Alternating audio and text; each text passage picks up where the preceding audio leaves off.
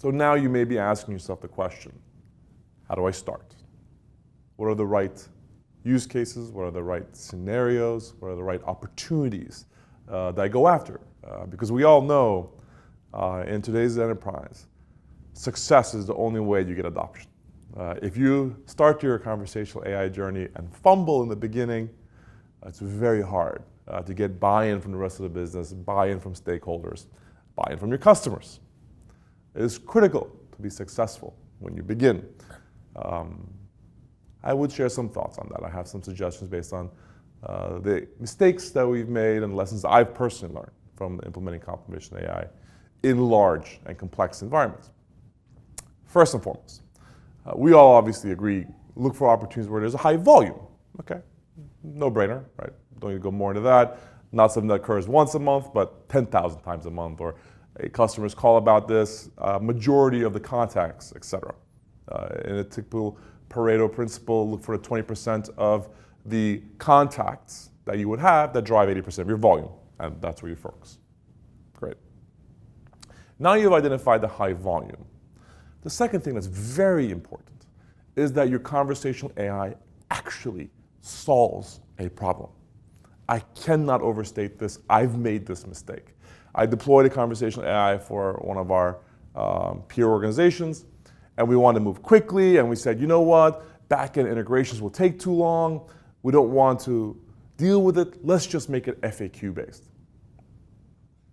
You then had a conversational AI that had a very high rate of accuracy and about 23% satisfaction rate from the contacts it was handling. Imagine that.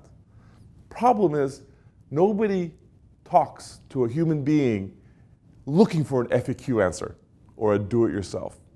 They call or contact help to get help, solve a problem. Help me never have to address this again myself. If your conversational AI solves the issue that it was contacted about, it is much more likely to get contacted again about it. So now you've identified things that are high volume. You've then said, you know what, these should be things that the conversation can actually do something about in a dialogue, not just be an FAQ-based, use the power of conversational AI. And then 3, you have to now think about enabling your conversational AI to solve the problem you identified. What does enablement mean?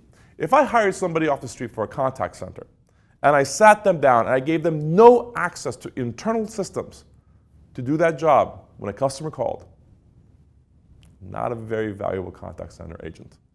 You need to enable your cognitive agent, your conversational AI, like you would a human being. You have to give it access to the right back-end systems, give it access to the infrastructure in the business so that it can actually do what it needs to do, solve the problem. This will raise your typical biggest question mark in picking use case. Do back-end APIs exist? Are the external systems accessible? Are there something I control, or do I have to partner with another line of business to deliver? And this is not Harry Potter magic. It's not going to just work. This is a traditional IT implementation project now you're taking on and saying, hey, what systems can I integrate with? And what can I actually enable my conversational AI to solve? I have seen engagements where we have taken very promising use cases that were high volume and deprioritized them because you could not actually get the conversational AI with a backend system solve the problem. So I would focus on those 3 tenets. If you are able to address high volume, solving a problem, and enabling with your backend systems, you have a much stronger likelihood of being able to deliver a successful conversational AI experience when you get started.